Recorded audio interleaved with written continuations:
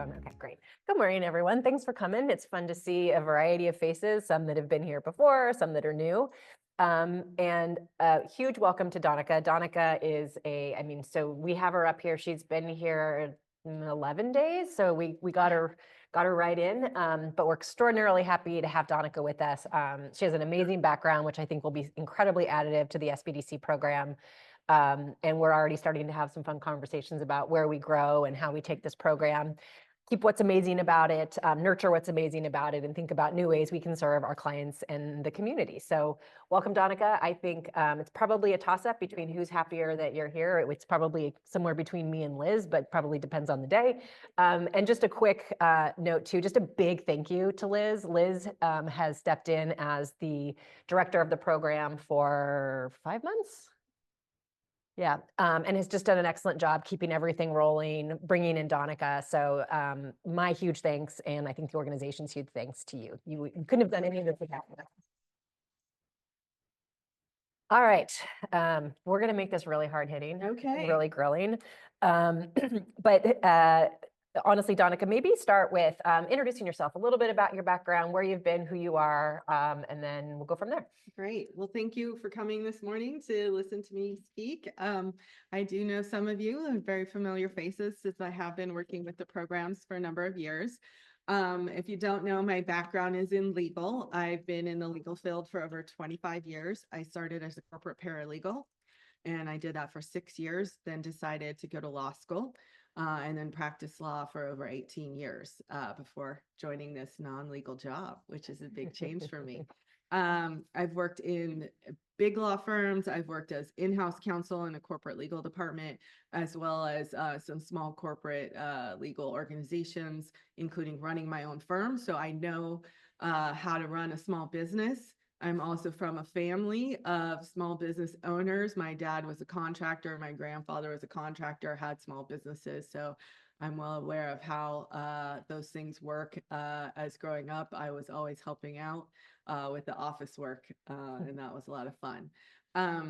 So love to work with startups. That's one of my passions. So the last sort of 10 plus years of my private practice in law focused on early stage startup work, everything from formation, venture funding, exit through mergers and acquisition transactions. I supported some public companies, but not on the IPO side. I left that to my former big law colleagues to do. And then I helped them with general corporate governance, business, items, was their counselor, therapist some of the times, especially with early stage startups. You need to be all things at all times. There's often tears when somebody says they're going to fund one day and the next day, sorry, we're not going to write that $10 million check. Pulling the rug out from an early stage founder is hard, and they need a lot of support. So it's been a wonderful time to work with various founders along the way. So I'm really excited to continue that, but in a different capacity here. And I have been working with the programs here I was just looking at my LinkedIn, and it looks like I met Judy Mahan, the former director, around 2014. We were actually introduced by a former mentor that we both shared. We worked at the same big law firm, but not at the same time. So we had that connection. And in her early days of starting these programs, she was looking for counsel to come in and help with, advising the incubator teams, advising some of the SBDC clients.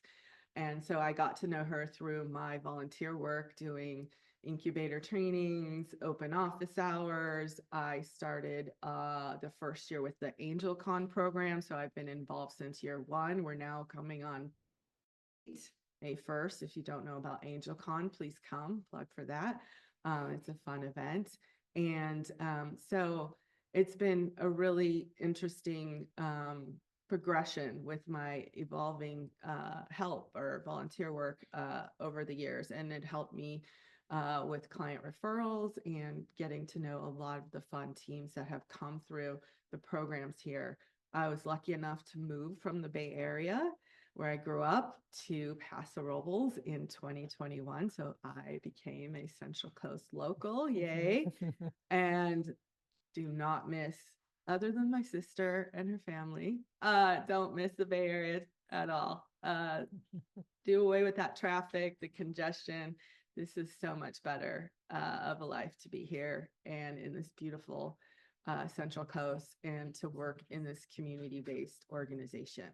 And one of the things that interests me about coming and working with the team here is every time I would come to the hot house to do a training or do office hours, the energy is just palpable, and to have the teams in the co-working space and see the different mentors and consultants come through and see how much everybody cares and supports each other in this community, it's a real blessing. Because in other areas, it's a little more competitive, I think, and not as supportive. So you really have a good thing here that is super enjoyable.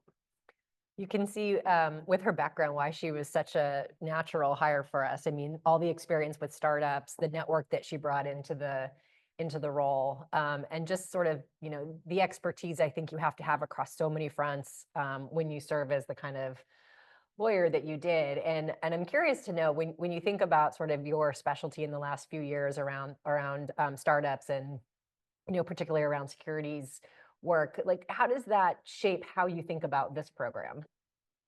Yeah, I mean, I come from a very practical place as a lawyer. There's different types of lawyers. If you've worked just in a big law firm, I find your advice is often very conservative and not very definitive in an answer. But for me, because I have had so many different legal experiences, especially working as in-house counsel in a corporate legal department where the business people are relying on you to be their partner, not just these are your bounds of risk, but really to help guide them to get deals closed or to understand, you know, creating policies that impact the overall business. So I learned to be a real partner to my stakeholders that I was serving when I was in-house. And I think that over the last years of my practice, that really shone through in the practicality of my legal advice and the clients that I had, and appreciated that. And I think that definitely impacts the startups that I worked with, because as I said, you know, lawyer, therapist, it's, you know, toss up some days. And, you know, my clients tended to come to me with any sort of general business questions, not just legal questions, payroll questions, tax questions, anything. And, you know, I didn't necessarily have the expertise to questions, but I found them the right people. And I think that's part of being a good professional service person, is making sure that your clients have the right network to support them. And I think that's exactly what we do here at the SBDC, is we bring in the right advisors and consultants for our clients to support them in the different facets that their business is experiencing at any time. It's awesome. I mean, I think the range that you have had in your career in terms of you know, supporting startups. Again, having such a lens on kind of the emotional intelligence required to deal with what's really hard, right? I mean, I think I have never started my own business because I think it would be terrifying. So I have all the respect in the world for people that do. But I think we're really lucky to have that perspective that you bring into the role. When you think about sort of the SBDC, and again, we have a absolutely fantastic program today. I think the value we provide to the community is amazing. The team has just, you know, does so much work day in and day out to make sure we have the best programming, the best people, making the right connections.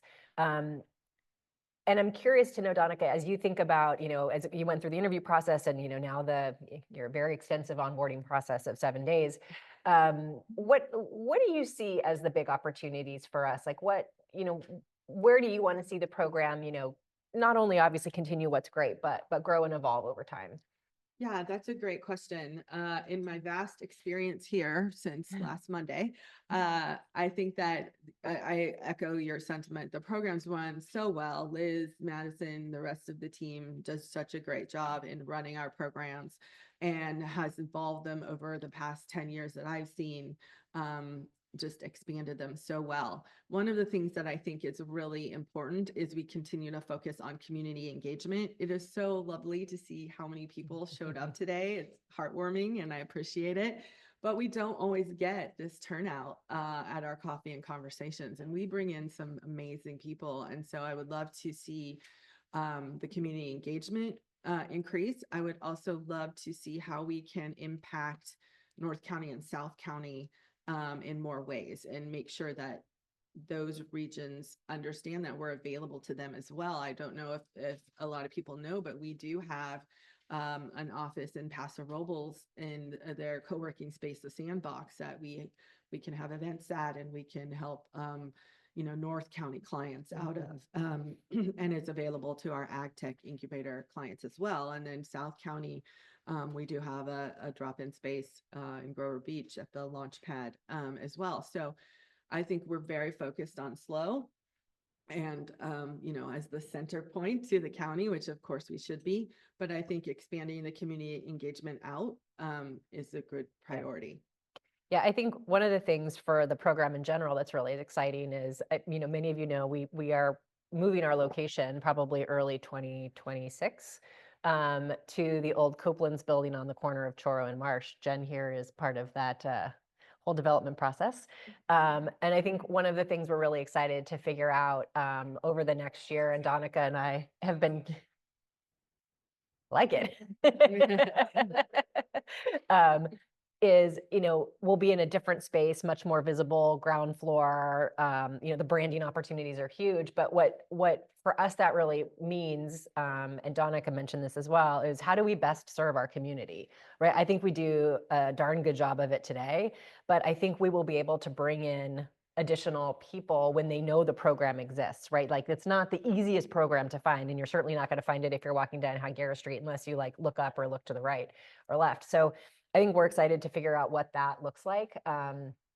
There is an awesome community in the region of innovators, entrepreneurs, and small business folks that we think just get so much stronger when we can pull more of them together. And so that's a big kind of hope and dream and strategic point that we're going to be looking to drive over the next year as we prepare to move into the new building, prepare what our programming looks like and evolves, and then, learning as we go. We're going to get some things right. We're probably going to get some things wrong, and maybe a few things horribly wrong.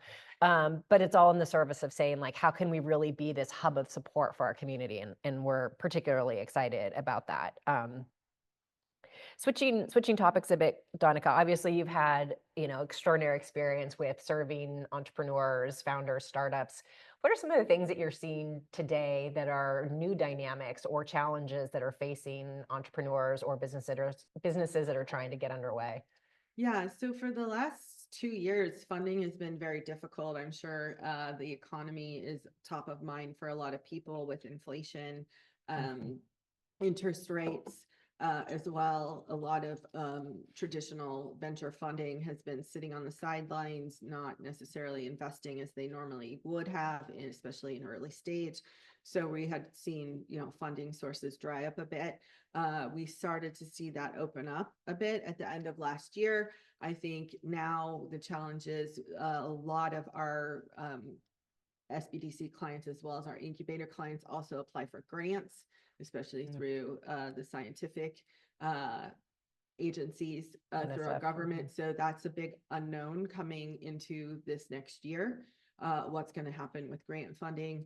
And so I think those are some challenges in continuing to operate and fund your businesses. So I think that founders of any small business need to be scrappy and resilient and really plan for operational hardships in times of cash flow restrictions, and be prepared to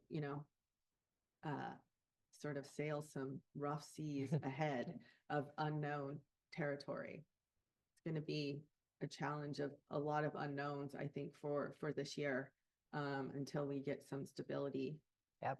And see what's going to happen especially with federal funding. Yeah, and related to that, when obviously across your career, you've seen ups and downs and fundings and different cycles. How do you counsel, some of your clients, founders, or small businesses? Certainly, there are tips to think about when you're weathering tough times or weathering uncertainty. What are some of those things that you would offer? Yeah, I think that it's really important to make sure that you have good financial partners, good accounting people that can help you when it's good times, to plan for the bad times, to make sure you understand your burn rates, to make sure you understand where your growth projections are and how you're going to get there and what funding you do need. And you can project that because funding cycles always take longer than anticipated. I have founders come all the time. Well, we're going to get this term sheet out and then we're going to close in 2 weeks and we're going to have this $5 million in the bank. And that's never going to happen, I tell them. But they don't always know that until they've been through it. So it's a matter of learning sometimes. But it's just, it's a matter of planning. It's a matter of taking some deep breaths, finding the resources that they can get funding from. Maybe it's different sources, right? SBA loans might be a good option, right? And you have to plan for that though. People don't realize bank loans, in SBA funded loans, you have to have a certain amount of financial statements history. So you can't be maybe a brand new business in certain cases. So I think, using the resources, we have banking partners here where you can go to office hours for, having those conversations earlier rather than we can't make payroll next week. What do I do? Is the hard part. So the more you can be proactive to prepare, I think the better off you'll be. And again, figuring out where you can cut to, limit spending while unknowns are happening. And if you do have funding opportunities, and somebody's ready to write you a check, figure out how you get that check and get it in the bank. Don't necessarily wait, bird in a hand. I have founders like, well, I'm not sure the terms. Well, do you have any other, people coming to you to fund you? Well, no. Okay, well, let's think about this. You could get $1 million on these terms or zero. What is going to help you right now to get to your, let's just say, version 2 or whatever it is, right? And talk about it. And can we negotiate some slightly better terms with this investor? Maybe, let's think about the options here. 0 versus 1 million. Sometimes you have to swallow harder terms, especially during rough patches of the economy. And I've been through a lot of it. I started my legal career in the dot-com boom, saw the dot-com bust. Some of you younger people might not know what that is. Just Google it. Saw the I think I actually still have some scars. yeah. We Just can look talk about at pets.com, that is the poster child. web van. And then, saw the housing crisis 2008, 2009. I've gone through the cycles, and we go through cycles of economy. It's a natural progression over our historical landscape. And just be resilient and proactive is sort of the best advice I think I could give. When you've been in these cycles, I mean, obviously the dot-com era had different challenges than the 2008 crisis, but are there areas that you see as being particularly resilient in times of challenge? Are there any commonalities that you've seen in those that survive, whether it be industries or orientation or approaches and business practices? Yeah, I think the founders that are willing to figure out a way to pivot early and make changes early and listen to their advisors are the ones that are going to come out on the other side. If you're not willing to be coached and not willing to listen to others that have the experience and have been through these cycles, and you just dig in your heels, those are usually the companies that don't survive, that I've seen in my experience. So it's, when we have the saying, it takes a village, it's not just for raising children. I think that's raising your baby and your startup too. It takes a village to support you. That's why we give you advisors and mentors. Listen to them. They know, they've been through these cycles. The dot-com era was crazy. You had a pitch deck and somebody was writing you $5 million checks. It was stupid, right? There was no due diligence. It was FOMO, and and then we saw the crash. Like right now we're seeing a lot of anybody with AI in their name, right? They're just throwing that out there. But I think, there's going to be lessons learned in the long run as all these AI companies shake out and we see which ones are real and which ones aren't. Just like we've seen the crypto cycle Already and, starting. the fintech companies. And, we could go look at things like Theranos examples and FTX examples, but we need real diligence. You have to have an idea. You have to have some teeth in your product before people should be writing you significant checks. So I think just be scrappy and be ready to pivot in an instant. I like something you said about your personal style as being about being real pragmatic. I think, we often fall in love with our ideas and our babies, in whatever form they may be. And having the hard conversations and being very pragmatic about this is where you are, these are your options. It's not always easy because you kind of got to look in the mirror and when maybe your baby's less beautiful than you originally thought, or maybe it's just not time for your baby yet. But I appreciate, I think, that very pragmatic approach. Thinking about, so you grew up in a lens of small business with your dad and your grandfather. What excites you about really, engaging with the small business community here? Yeah, it's the people, right? I just think that community is so important in our world today, especially so we're so all on our phones and disconnected from our communities, and so to speak. I'm looking forward to getting back, meeting people more so, and not just being online all the time and talking to people about their businesses. There are so many lovely small businesses in our area, which I feel fortunate to be a part of.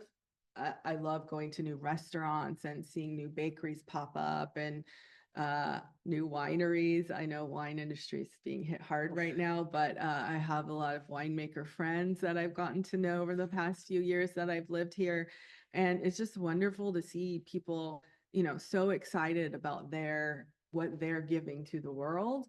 And I would love to see how I can connect with them and be part of their journey. That's also part of what I've been drawn to startups too, is seeing how I can impact part of their journey along the way and be part of that success, even peripherally. And it's fun. I think back to some of the early incubator teams that I worked with, and now they were young, just graduating from college, and some of them I'm still in touch with. They're now married, having babies. It just warms your heart that you've seen these people grow up. I just want to have that community connection with more small businesses as well. Yeah, it does feel like honestly feels like a privilege, I think, for us as the team here to be part of the journey of what many of you are, going through, what you're trying to tackle. And they always say the measure of life is based on the quality of your relationships in your community. And I think, for me, and I think for most of the team here, like being part of your journey is something that improves our quality of life, because it's really, really fun to see the impact of how companies are growing and people's ideas are evolving and changing, and they're really reaching for things before. It's incredibly inspiring. Like I said, I could never do it. So I think we are grateful, and I'm glad you're going to get to start to experience more of that. One thing I would, when you think about kind of the program over the long term, we know that things like funding issues are going to be a challenge. Technology will continue to change. When you think about kind of that component of it, I mean, I know for a lot of, some of our, a portion of our clients are actually technology companies that are trying to, get their own thing out in the market. And I think a lot of us are trying to figure out, gosh, like what technologies should I use? Good Lord, what do I do about AI in my business? How do you think about, given that you do have quite a bit of tech experience, how do you think about guiding people as they're thinking about some of these major technology transitions and how to consider them in their own business strategies? Oh, that's a great question. Well, don't get legal advice from Google or ChatGPT. One, it's not. Actually, say that again. Don't get legal advice from Google or ChatGPT. It's not ready to replace lawyers. So that's one. But no, I think it can be very helpful. I think though, you have to, like you said, you have to pick the right tools for your business, right? And so figuring out what do you need, right? Is it a different version of QuickBooks or a QuickBooks alternative to do your financials, right? Will that help you, right? Connecting with certain, your team. Are you a software company and maybe your team uses Slack or other things, but if you're a bakery, you're going to use different tools, right? How are you going to, sell your goods, right? Do you need a Shopify or some other online tool, shopping tools, distribution tools? So I think that, figuring out what each business needs, and to the extent that we can bring in, technical people in those areas, that is something that I would love to focus on more, and figuring out from our different types of industries that we serve, what their needs are. Because I see all the bulletins. I know we do have, different workshops on different types of tools, whether it's, getting, search engine optimization or things like that. But I think, surveying our community and understanding what tools would be helpful. AI will improve our lives, and those tools will become more and more part of our day-to-day, use. But, we do need to be careful and understand how they impact our business. We need to be careful about, well, this is my personal view as a legal professional, privacy concerns, because when you put something into ChatGPT or the other types of programs, your whatever you put in is now in the analytics database to, continue for it to learn. So if you put your lease right in there, that lease is now in there. And maybe it's a form lease and it's okay. But if you put something very sensitive in there, it's in there. So those are things that I tend to stay away from. Okay, what's really strange about that example is I actually did put a lease agreement in ChatGPT last week to understand different conditions of triple net leases. Well, so I think the lease is pretty benign though, because a lot of them are formed by the real estate community has their specific forms, the commercial leasing community. Yeah. But a very sensitive commercial contract that is very sensitive to your specific business and your partner on the other side probably shouldn't go into something like that. Maybe you copy and paste a specific term, but maybe you don't want to put the whole contract in there, your pricing, so to speak. It's just a challenge right now as the tools are learning. And again, it only knows so much. It will continue to evolve, and some of the information I've seen on the legal side isn't quite right yet. That's good. I'll pause. Any questions from people here? Yeah. Wait, hold on. We're going to test our aim. So I don't know. I'm not real confident, actually. All right, there we go. Oh, so close. My bad. That was a short throw. Thank you and welcome. It's good to have you. I'm a small business owner. And I started a business during the startup bubble, if you will, like 10 years ago. It was really exciting and it felt wonderful to be part of that movement. Now I'm 10 years in and I'm fatigued, and my business is fatigued. And I'm looking for ways to help regain that excitement, that kind of drive that I had when I first started 10 years ago. And I'm wondering if you have some thoughts on how these businesses who came about during everybody wants a startup, let's go. And now it's like, it's kind of not as exciting anymore. Are there resources that can help us regain that excitement around that startup? Well, that's a great question. Resources specifically, I will look into that and we'll get back to you. But I would say, just from a reflection standpoint, to look back on what excited you about starting that business and reflecting that. And then when you look back, what are you doing now that's different that you could maybe regain that spark? and look into that. But I will, do we have any sort of resources available for coaching on those types of topics? This is my 8th day, so sorry that I don't have a spot on answer for you, but I think that's an excellent question. And I think that is a programming that we should look into. Yeah, no worries.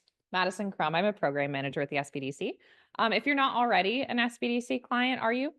Great. Okay. So I would say probably just meeting with your lead advisor is the best way and just expressing those concerns. They can maybe help you brainstorm some new ideas and some, fresh, avenues for you to pursue with your business, or they can refer you to any of our other specialty advisors because, maybe it's just your marketing that's kind of taken a little bit of a slump and it just needs some drive there, and just finding that area for you to be able to focus in and get that renewed energy. That might just be all that you need sometimes. So that's, why we're here. It's not just your lead advisor. We have a whole team of advisors to support you. And I'm happy to talk with you after the event about it too. Yeah. And I think that, well, now that I'm thinking, there's a lot of books and things about burnout in working. I don't know, you probably researched some of them, but I think there's probably a good list out there that I'll get your info after this that I can send you. Because personally, I'm sure you all have experienced this over time. We've all had periods of burnout in our careers, and it's really tough to keep slogging through when you're overwhelmed with burnout. And I worked with a coach to overcome, a leadership coach personally, to work through burnout and what I could do to sort of get back to my excitement in my career. And so that really helped me. And there were some various resources, books that she referred me to. So I'll be happy to give that to you. So that might be something that would help as well. I want to throw this thing again, and not just at Madison.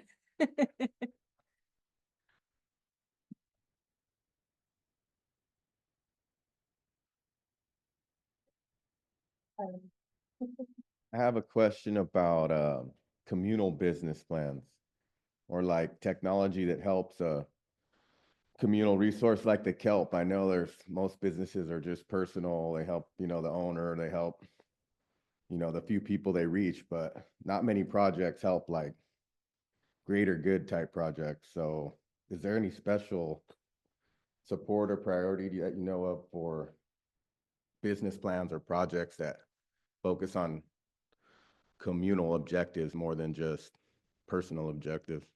From a nonprofit perspective, or It's partially nonprofit. There's like a bunch of products and services all grouped together to work towards one communal objective. So aspects of it are nonprofit and aspects of it are profit, but it's like a big comprehensive.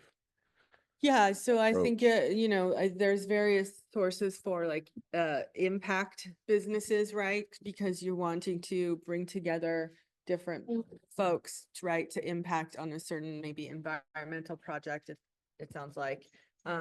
So I think there's some various groups that do focus on those, and be happy to look into that and get you those resources. Yeah. right? Anyone else? Madison, anything online? All right, maybe just a couple things to close us out. You've given a lot of good perspective. Is there one piece of advice you would give those who are in this, startup small business world? Is there something that you've obviously counseled and talked to probably hundreds, if not thousands, of businesses over your career? Is there one thing that you would offer as a piece of advice? One thing. Okay. Or three, but sometimes one is hard. No, I think it really goes back to, what do you want your impact on the world to be? Why are you doing this? What is your why, right? I know a lot of people talk about that. Why are you doing this business? And understanding that and making sure you touch on that every so often to keep you going. And, getting back to that initial spark. And I think if you can continue to touch base on that, it'll help fuel you for the long run. Yeah, actually, it's interesting in connection to your question. I worked in the technology industry for a lot of years, and when we would find ourselves where maybe business was flat or founders were floundering, it's cute, we would usually do a session about the why. Yeah. Right? Like, okay, so this is the mission, this is the vision, this is the mission vision we came up 5 years ago or 10 years ago or whatever it would be.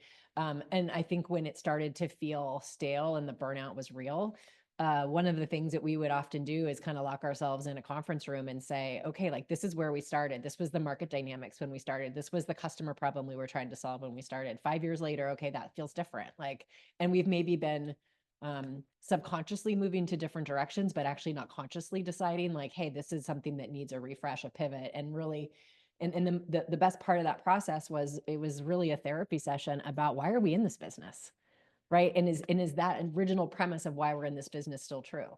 And if it's not true, how has it evolved? And do we own that? And do we own then what it is that we want to go and do forward? And it really did, to your point, Donica, kind of reestablish the spark for why we started this originally, but then really gave us something purposeful to say, okay, in the version that we are today, in the time that we are today, with the customer set we have today, with the market that we are, does that actually still work?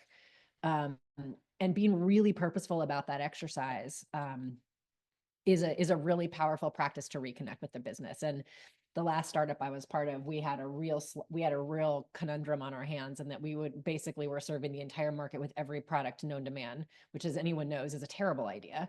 And I think it's because we'd lost our why. And finding that again, and then refocusing on why these founders decided to do this business in the first place really made a huge difference. And it took some time to get back into a groove, but it was a really critical exercise. So I think that's an excellent suggestion. Yeah. It helps to touch on that from time to time. Reset. Yep. All right.